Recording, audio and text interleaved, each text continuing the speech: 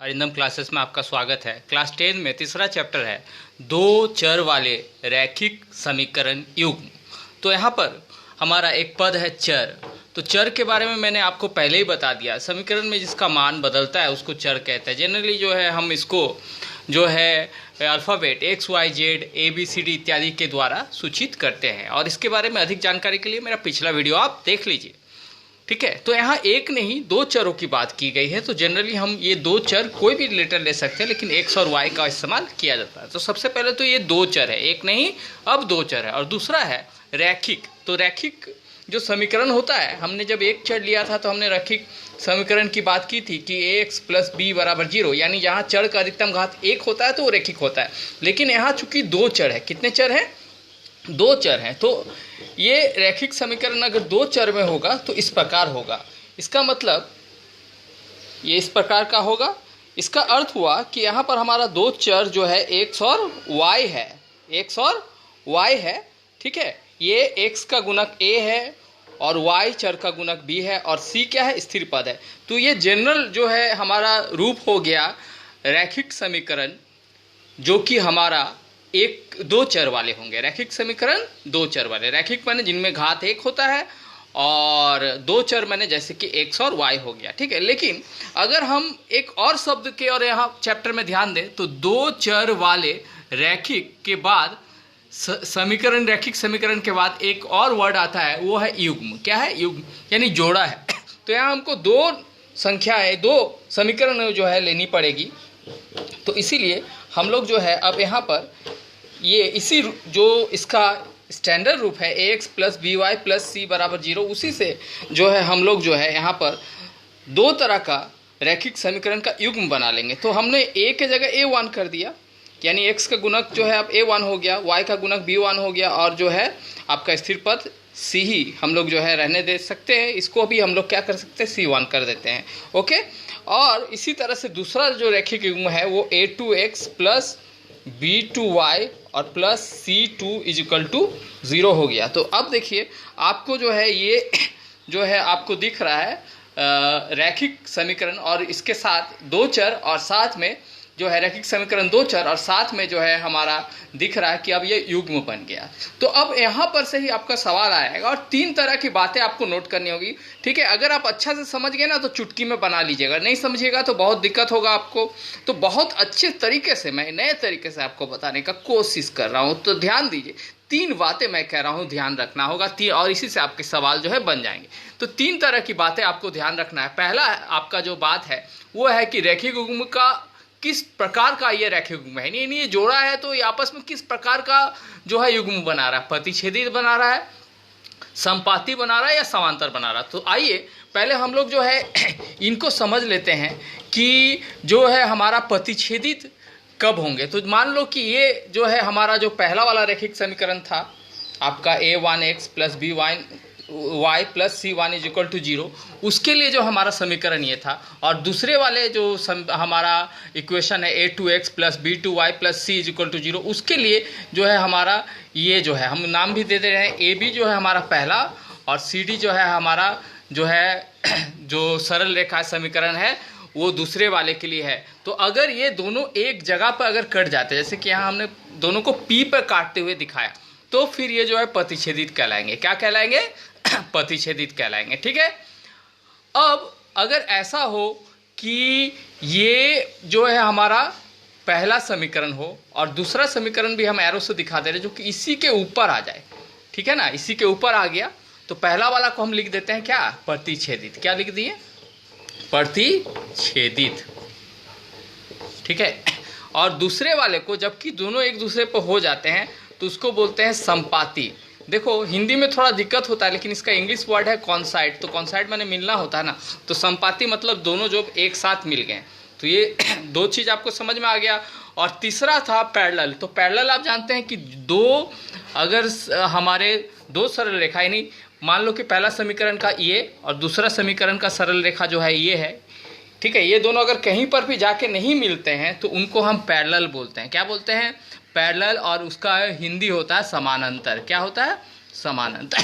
तो इस प्रकार से आशा है कि आप जो है प्रतिच्छेदित, संपाती और जो है पैरेलल लाइंस के बारे में जान गए हैं। तो आपको सबसे पहला सवाल पूछेगा कि आपको समीकरण दे देगा और पूछेगा कि जो है कौन जो है हमारा प्रतिच्छेदित है, कौन जो है संपाती है और कौन जो है आपका पैरेलल युग्म का निर्माण कर रहे हैं, यानी इनके जोड़ा किस प्रकार का है। ठीक है, अगर दोनों एक दूसरे से कट जाएंगे तो प्रतिच्छेदित हो जाएगा, अगर दोनों एक दूसरे पर आ जाएंगे तो संपाती हो जाएगा, और दोनों जो है आपस में जो है अगर पैरेलल लाइन बनाएंगे तो समानांतर हो जाएंगे। तो इसको देखने के लिए हमारा जो है कुछ शर्तें हैं जिनके अनुसार जो है हम जान सकते हैं कि ये किस प्रकार का है। ठीक है, तो पहला जो है हमारा जो होगा प्रतिच्छेदित रेखा, तो इसके लिए हम लोगों को जो है दो समीकरणों की तुलना करनी पड़ेगी। जैसे कि हमारा दो समीकरण जो है आपका दिया हुआ, जो दो समीकरण हमारा था a1x plus b1y plus c1 बराबर 0 और a2x plus b2y plus c2 is equal to 0 जो था, उनकी हम तुलना करेंगे। तो किस प्रकार तुलना करेंगे कि पहले a1 और a2 का मान ले लेंगे। ठीक है, मान लो कि अगर ऐसा तुम्हारा समीकरण रहता है,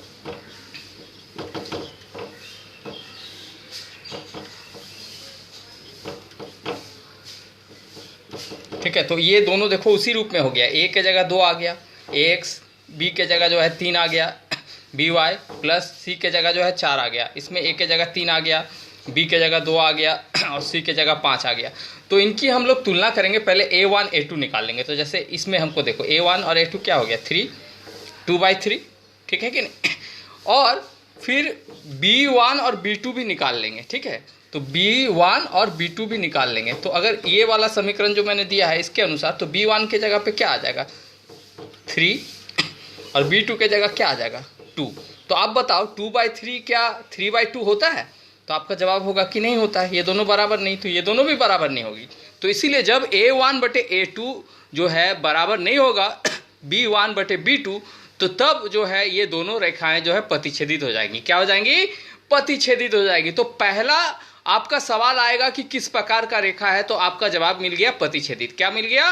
प्रतिच्छेदित मिल गया। अब इसके साथ साथ अगले प्रश्न को भी हम देखते जा रहे हैं बारी बारी से इनके साथ ही। तो अगला सवाल होगा कि कितने हल होंगे इसके।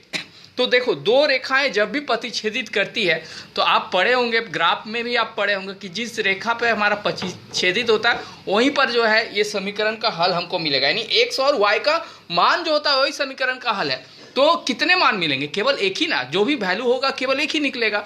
तो इसीलिए अद्वितीय केवल एक हल होता है जब दो रेखाएं प्रतिच्छेदित करते हैं, क्योंकि उसी प्रतिच्छेदित P पर जो है आपको x और y का मान प्राप्त होता है, जो आप ग्राफ में पहले भी देख चुके हैं। क्लियर हो गया? तो प्रतिच्छेदित रेखा को आपको समझ में आ गया। ठीक है, अब जो है हम लोग जो है अगला जो है देख रहे हैं कि कब जो है हमारा रेखाएं जो है पैरेलल हो जाएगी, जबकि हमारा a1 बटे a2 अगर b1 बटे b2 और c1 बटे c2 हो जाए, ऐसा हो जाए तो दो रेखाएं जो है हो जाएंगे समानांतर। क्या हो जाएंगे?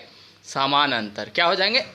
समानांतर हो जाएंगे। ठीक है, इसमें देखो एक और खास बात है कि मान लो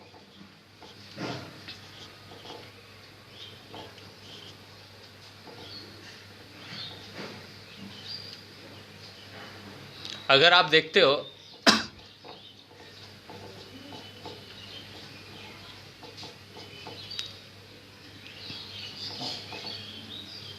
+12 बराबर 0, ये जो दोनों रेखाएं हैं ना, ये दोनों रेखाएं प्रतिच्छेदित पैरेलल होंगे, समानांतर हो जाएंगे।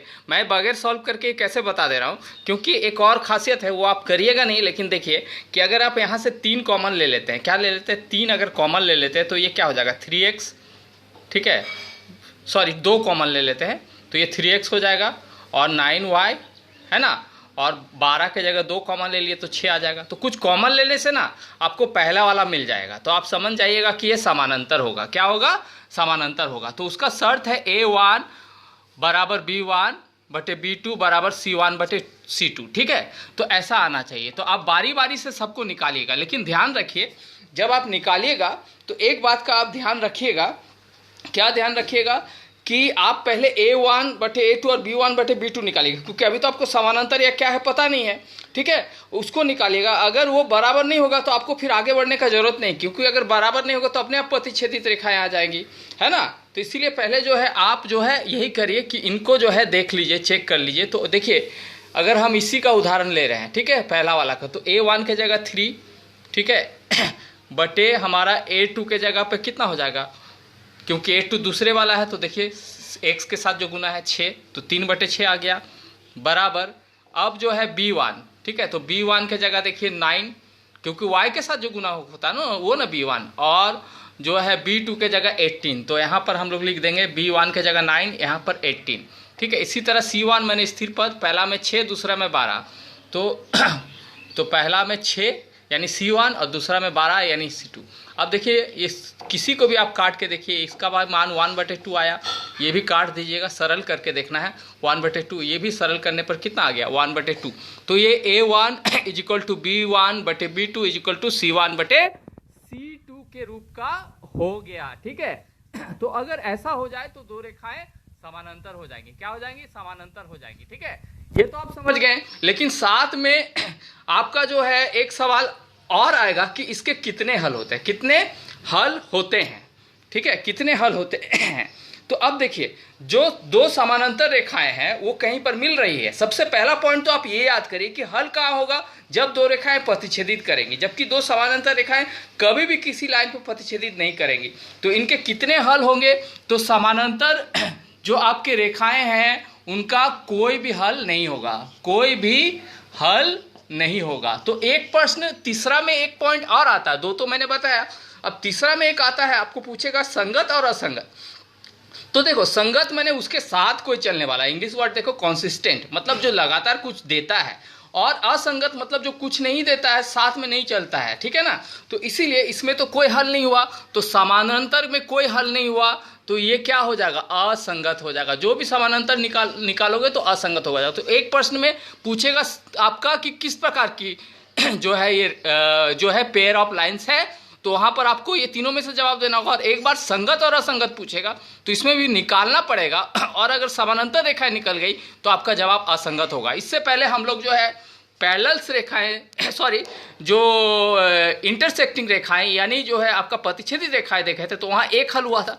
तो अगर एक भी हल हो जाता है तो संगत होगा। क्या होगा, संगत होगा। तो प्रतिच्छेदित रेखाओं में हमारा संगत उत्तर होगा, और जो समानांतर रेखाएं हैं उसमें हमारा जो है असंगत उत्तर होगा। इसमें तो कोई कंफ्यूज नहीं है, ठीक है। दो हो गया। अब हम लोग जो है तीसरे तरह का रेखा देखेंगे, तीसरे तरह का रेखा जो कि हमारा बोला जाता है संपाती। क्या बोला जाता है, तीसरे तरह का जो हमारा है पेयर ऑफ लाइंस यानी जोड़ा जो है वो संपाती का होगा, ठीक है।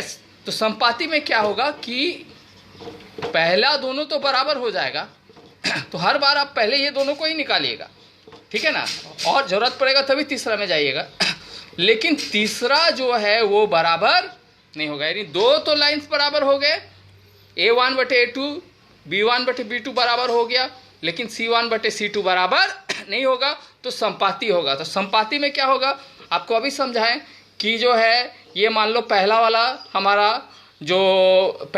जो हमारा A1 x + B1y + C1 = 0 है, तो उसका पहला वाला का ये सॉल्यूशन हो गया रेखा, और दूसरा वाला भी इसी के ऊपर आ जाएगा। ये दूसरा वाला एरो दे रहे हैं, तो सेकेंड जो आपका समीकरण है A2x + B2y + C2 उसका है, तो वो भी इसी के ऊपर आ जाएगा, ठीक है। तो ये समझ में आ गया। लेकिन अब जो है इसके कितने हल होंगे, दूसरा में हम क्या बोले थे कि समझो कि कितने हल होंगे, तो कितने हल होंगे, तो जितना जहाँ कटता वहाँ पर हल होता है ना। तो आप देखो ना कितने जगह पे कटेगा, आप बताओ, तो हम तो गिन नहीं सकते हैं, देखो कितना भी जगह पे तुम इसको काट सकते हो। तो इसीलिए जो इसमें हम लोग जो संपाती होगा तो उसमें होगा अनगिनत हल होंगे। क्या होंगे, अनगिनत हल होंगे, ठीक है, अनगिनत हल होंगे, ओके। लेकिन एक प्रश्न और था कि ये संगत है कि असंगत है। तो अगर एक भी हल देता है तो संगत होता है, जैसे कि हम लोग प्रतिच्छेदित में संगत था क्योंकि एक हल दिया था, ठीक है ना।